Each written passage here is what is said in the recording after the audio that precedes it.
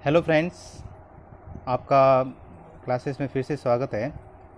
मैंने लास्ट जो वीडियो बनाया था उसमें भिंडी में जो रोग होता है, मोजैक जो वायरस जनित रोग है, मैंने ये जो क्वेश्चन बनाए, ये जो टॉपिक बनाए, वो मैंने एनसीईआरटी और आरबीएससी बुक से बनाए और आपके लिए जो ज़्यादा इंपॉर्टेंट है। मैंने अभी अभी तक हमारे 6 क्लास के टॉपिक चल रहे हैं। चलो आगे बढ़ते हैं। खाद्य पदार्थों एवं भोजन की पौष्टिकता को गुणवत्ता को यथावत बनाए रखने की प्रक्रिया को कहते हैं, क्या कहते हैं? खाद्य परीक्षण कहते हैं। क्या कहते हैं? खाद्य परीक्षण कहते हैं। अगर कोई खाद्य पदार्थ होता है उसको अगर सुरक्षित रखने की प्रक्रिया क्या कहलाती है? खाद्य परीक्षण कहलाता है। नेक्स्ट आगे है, इंजेक्शन की सीरीज एवं सुई को उबलते जल में गर्म कर रोगाणु मुक्त करने की प्रक्रिया क्या कहलाती है? निर्जमीकरण कहलाती है। क्या कहलाती है? निर्जमीकरण कहलाती है। ये जो बहुत ही ज़्यादा टॉपिक इम्पोर्टेंट है, इस पर फोकस करना कि इंजेक्शन की सीरीज एवं सुई को उबलते जल में गर्म कर रोगाणु मुक्त करने की प्रक्रिया क्या कहलाती है? निर्जमीकरण कहलाती है। नेक्स्ट आगे, ऑपरेशन ऑपरेशन के लिए प्रयुक्त ऑपरेशन के लिए प्रयोग में लिए जाने वाले औजारों एवं सामग्री को सूक्ष्म जीवों से मुक्त करने की यंत्र का उपयोग किया जाता है, जिसको बोलते हैं ऑटोक्लेव नामक। उस यंत्र का नाम क्या है? ऑटोक्लेव नामक यंत्र है, जिससे क्या किया जाता है, आप लोगों के जो ऑपरेशन में प्रयुक्त होने वाले औजारों को रोगाणु मुक्त किया जाता है। ऑटोक्लेव नामक यंत्र किरणों पर काम करता है। कौन सी किरणों पे काम करता है? मोस्टली ध्यान रखना, पराबैंगनी किरणें है या फिर आपके इंग्लिश में आ जाता है अल्ट्रावायलेट वेव। जो पराबैंगनी किरणें या फिर अल्ट्रावायलेट वेव, ये ध्यान रखना, ठीक है। जिनको जो ऑपरेशन में प्रयुक्त आने वाले औजारों को सूक्ष्म जीवों से मुक्त करने के लिए इस यंत्र का प्रयोग किया जाता है। बहुत ही ज़्यादा इंपॉर्टेंट है, फोकस करना है इस पर। नेक्स्ट है, ये क्वेश्चन आई थिंक बना हुआ है मेरे हिसाब से। खाद्य पदार्थों को गरम कर सूक्ष्म जीव रहित कर बंद डिब्बों में भरना क्या कहलाता है? पाचुरीकरण कहलाता है। क्या कहलाता है? पाचुरीकरण कहलाता है। ये ध्यान रखना, आप लोग उसको खाद्य परीक्षण मत कर देना। खाद्य पदार्थों को गर्म कर सूक्ष्म जीव रहित बंद डिब्बों में भरना क्या कहलाता है? पाचुरीकरण कहलाता है। ये इंपॉर्टेंट है, फोकस करना इस पर, ध्यान रखना। फिर आगे, पाचुरीकरण में जो तापमान होता है वो कितना होना चाहिए आप लोगों के? 30 मिनट, मतलब 30 मिनट में आपका 30 मिनट तक उसको उबालना है। और उसका टेम्परेचर कितना होना चाहिए आप लोगों के? 60 डिग्री सेल्सियस होना चाहिए। और वो भी प्रोसेस कितनी बार करना हम लोगों को? 2 से 3 बार करना है, ठीक है, पाचुरीकरण में। फिर नेक्स्ट आगे, खाद्य पदार्थों से जल को निकालना क्या कहलाता है? निर्जलीकरण कहलाता है। निर्जलीकरण कहलाता है, ये ध्यान रखना। खाद्य पदार्थों को जल को निकालना क्या कहलाता है? निर्जलीकरण कहलाता है, जिसको बोलते हैं डिहाइड्रेशन, ठीक है। नेक्स्ट आगे देखते हैं, खाद्य पदार्थों को सुरक्षित रखने के लिए कौन से रसायन का प्रयोग किया जाता है?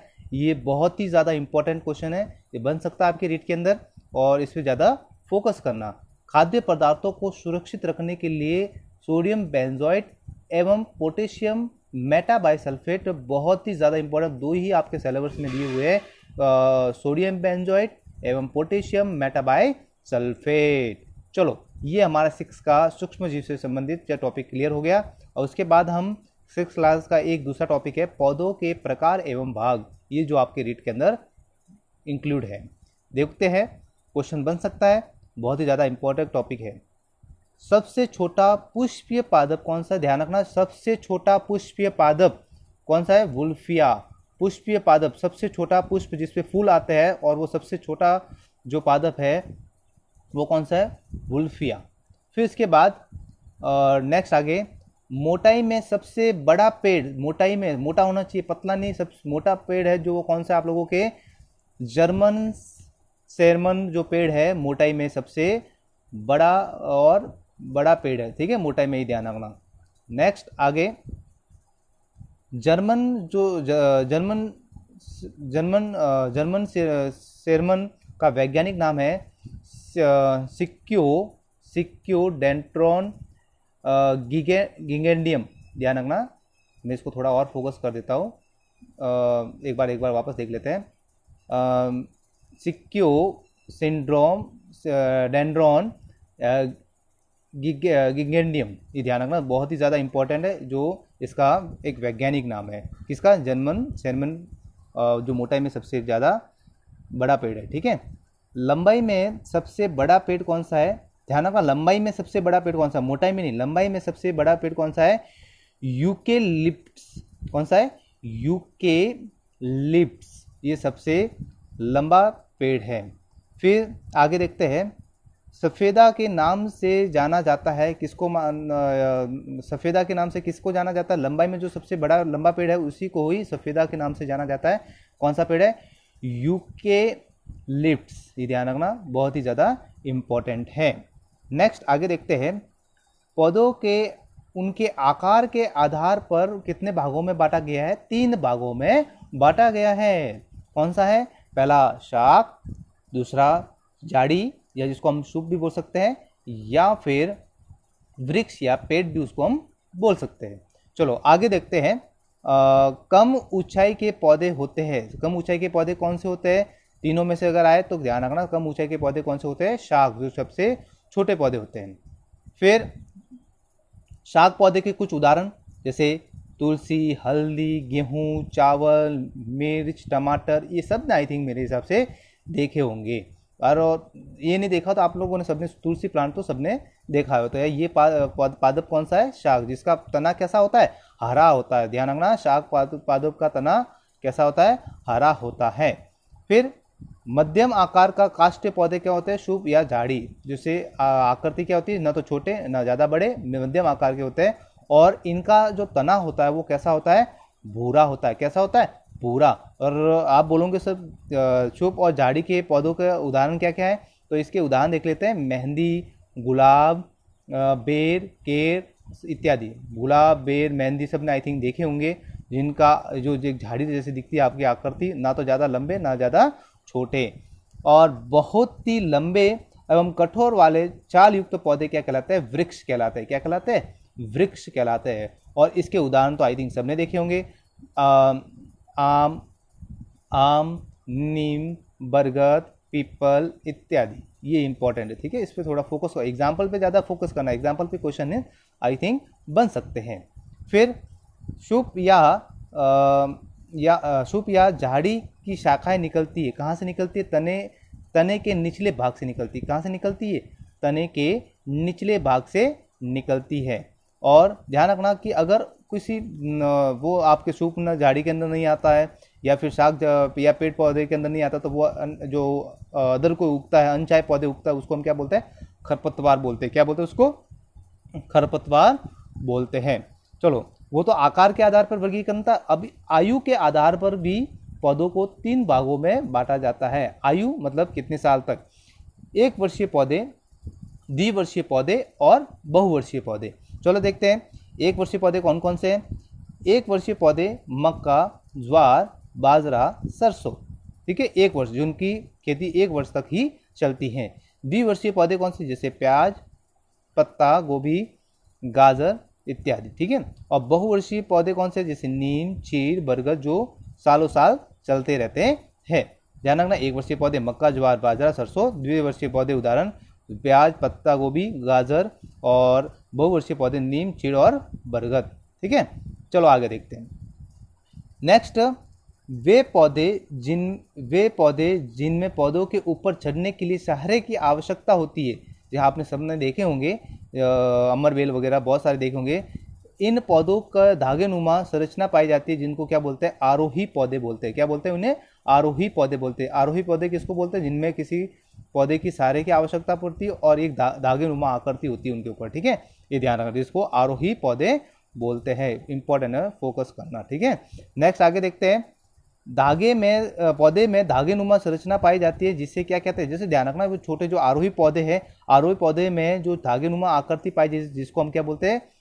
प्रतान बोलते हैं। क्या बोलते हैं? प्रतान बोलते हैं। इंपॉर्टेंट है, ये फोकस करना इस पे, क्योंकि ये मेरे हिसाब से टॉपिक मतलब इस ज़्यादा डीपली जाएगा तो ये क्वेश्चन बन सकता है। ये नेक्स्ट आगे देखते हैं।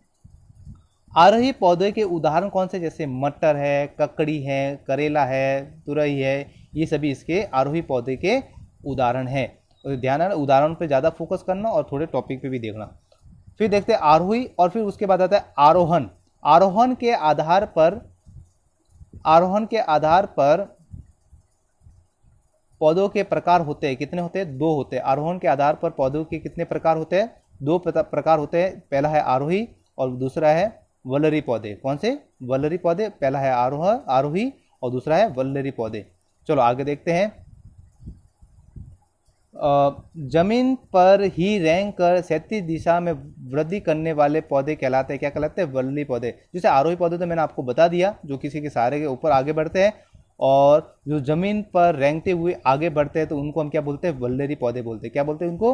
वल्लरी पौधे। आरोही पौधे मत करना, जो जमीन पर रेंगते हुए बढ़ते वो आरोही पौधे नहीं होते, वो किसी एक पौधे पर सहारा लेके ऊपर बढ़ते रहते हैं, वो होते हैं आरोही पौधे। और जो जमीन पर रेंगते हुए बढ़ते हैं आगे, वो क्या कहलाते हैं? वल्लरी पौधे कहलाते हैं। अब नेक्स्ट देखते हैं, प्रतान वल्लरी पौधे में नहीं पाया जाता। देखना, प्रतान वल्लरी पौधे पे नहीं पाया जाता, केवल किस में पाया जाता? आरोही पौधे में पाया जाता है। जो धागेनुमा संरचना जो होती है ना, वो किस में पाई जाती है? केवल आरोही पौधे में पाई जाती है।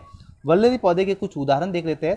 तरबूज हो गया, कद्दू हो गया, खरबूजा हो गया, ये सभी क्या है आप लोगों के? वल्लरी पौधे। ये एग्जाम्पल ध्यान रखना, इस पर फोकस करना। फिर देखते हैं, आवास स्थलों के आधार पर पौधों के प्रकार होते हैं, कितने होते हैं? आवास स्थल के आधार पर पौधे कितने प्रकार के होते हैं? 2 प्रकार के, एक तो जलीय और दूसरा कौन सा? स्थलीय। जलीय और पहला, दूसरा स्थलीय। ये इंपॉर्टेंट है, ठीक है, इस पर फोकस करना। चलो आगे फिर देखते हैं, जलोभित पादप, जल में पाए जाने वाले पादप होते हैं जिनको हम बोलते हैं जलोभित पादप भी बोलते हैं, और जल में पाए जाने वाले होते हैं जैसे कमल हो गया, जल में पाए जाने वाले सिनेरिया, सिंगाड़ा, हाइड्रिला, जलकुंभी। ये एग्जाम्पल ज़्यादा फोकस करना इन पे, एग्जाम्पल ज़्यादा क्वेश्चन इसके बन सकते हैं, जो जल में पाए जाने वाले पादप है। तने में उत्प्लवकता में बनाए रखने के लिए पादपों में होते हैं, क्या होता है? वायु कोश होते हैं। ध्यान रखना, जो पानी के ऊपर जो तने तैरते हैं जिनके, और उन पे फूल फल वगैरह लगते हैं, तो वो किस कारण होता है? वायु कोश के कारण होता है। किसके कारण होता है? वायु कोश के कारण होता है।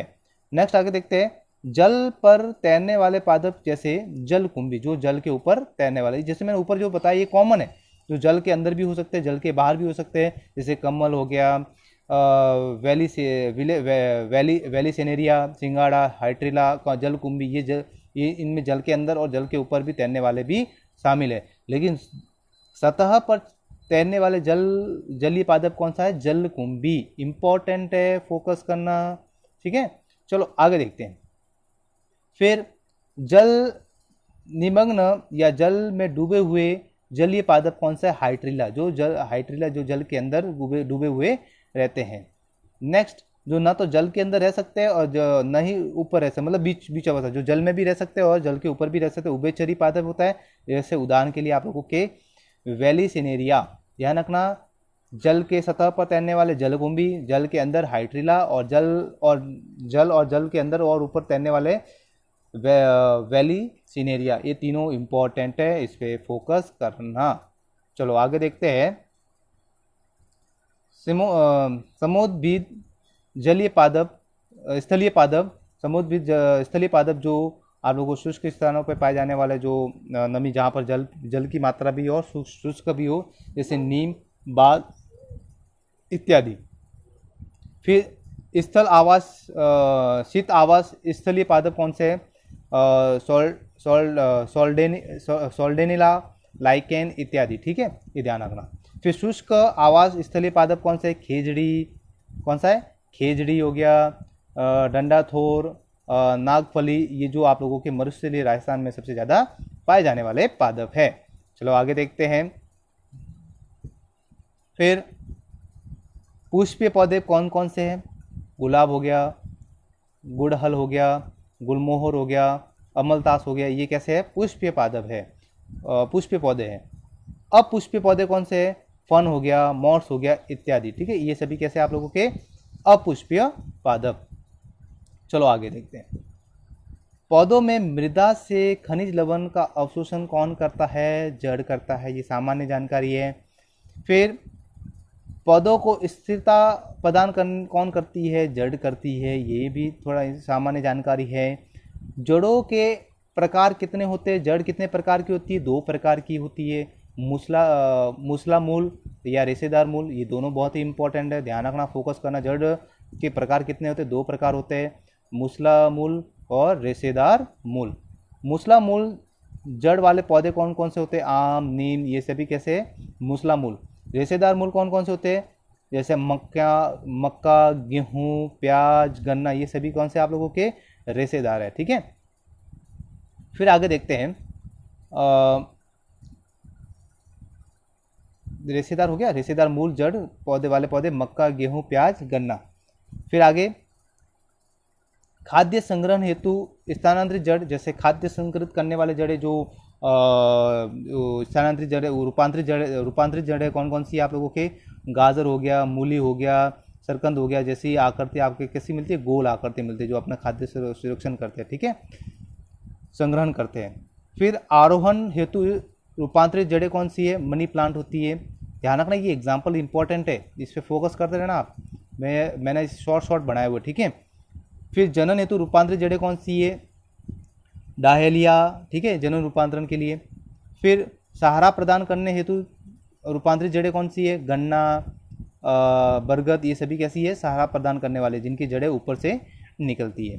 फिर पौधे निर्मित भोज्य पदार्थों का संचयन करना कौन करता है? तना करता है। ठीक है, एक जगह से दूसरी जगह भेजने का काम कौन करता है? तना करता है। फिर ये जो नीचे लिखे, ये मैंने तने के रूपांतरण लिखे, ध्यान रखना, इस पर फोकस करना। तने के रूपांतरण है, हरे तने में उपस्थित क्लोरोफिल प्रकाश संश्लेषण कर भोज्य पदार्थ बनाना किसमें होता है? सत्वरी में। फिर मरुस्थलीय पौधों में जल संग्रहण कर उसे अनुकूलित करना, थूर हो गया। फिर कायक जनन करना, उदाहरण कौन से? गुलाब, चमेली। फिर सहारा प्रदान करने वाले पिलवान, ये से भी एग्जाम्पल है, और ये इंपॉर्टेंट आपके एग्जाम में क्वेश्चन बन सकते हैं। ठीक है, ये एनसीईआरटी आरबीएससी बुक के अंदर से मैंने लिखे हुए हैं। फिर भूमिगत तने रूपांतरण कौन कौन से देख लेते हैं? आलू, अदरक, हल्दी, जो भूमिगत रूपांतरण होते हैं, जड़ के रूपांतरण में फल के रूप में मिलते हैं हमको। फिर पत्ती का भाग जिसके द्वारा वह तने से जुड़ी होती है, उसे हम क्या करते हैं? पनवृंत बोलते हैं। क्या बोलते हैं? पत्ती का जो वो भाग जो तने से जुड़ा रहता है, उसको क्या बोलते हैं? पनवृंत बोलते हैं। ठीक है, फिर आगे देखते हैं। पत्ती का चपटा भाग कहलाता है, क्या कहलाता है? पनफलक कहलाता है। क्या कहलाता है? पनफलक कहलाता है। ठीक है, फिर आगे पनफलक के मध्य उभरी हुई रेखा मध्य शिरा एवं इनसे कई उप शाखाएं निकलती है। ध्यान रखना, एक पत्ता होता है जिसके ऊपर बहुत सारी छोटी छोटी शाखाएं, मध्य शिरा होती है, और उसके से ऊपर बहुत सारी शाखाएं निकली हुई आपको दिखाई देती हैं। चलो आगे देखते हैं। ये जो मैंने जो टॉपिक इंपॉर्टेंट बोला, उसका मतलब ये इंपॉर्टेंट क्वेश्चन बन सकता है। पत्ती के मध्य में स्थित एक मुख्य शिरा को मध्य शिरा कहते हैं।